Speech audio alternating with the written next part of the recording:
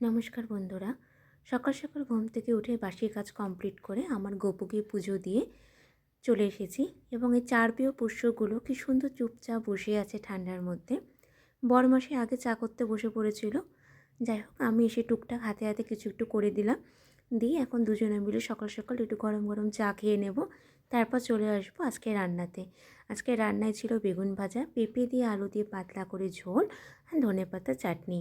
মশলা করে নিয়েছি, কাঁচা লঙ্কা আদা জিরে বাটা দিয়ে বেগুন ভাজা বসিয়ে দিয়েছি। পাশে গ্যাসে রয়েছে চাল, ভাত বসিয়ে দিয়েছি, কারণ ওকে কলেজে যেতে হবে। কলেজে চলে গেল, আমিও খেয়ে নিলাম অল্প করে। তারপর একটু বাইরে বেরিয়েছিলাম। বানরের ভয় একা একা বাইরে বেরোতে পারি না। আজকের ভিডিওতে তোমাকে দেখাবো, তোমাদেরকে দেখাবো কিভাবে এসে চুপ করে বসে থাকে। এখানে গত 3 দিন ধরে কোনো রকম রোদের কোনো আভাস নেই। সেটাই গল্প করছিলাম, কবে যে রোদ উঠবে কে জানে।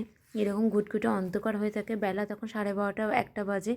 তখনও দেখে মনে হচ্ছে সকাল সবে 8টা 8:30। এখনও পর্যন্ত কোনো রকম আলমারি কেনা হয়নি, ব্যাগের মধ্যে জিনিসপত্র গুছিয়ে রাখতে হয়। তাই ব্যাগটা অনেকদিন ধরে গুছানো করতে করতে যে আজকে গুছানোর টাইম পেয়েছি। দেখো, এরই মধ্যে চলে এসেছে বানর, এসে ডাকছে।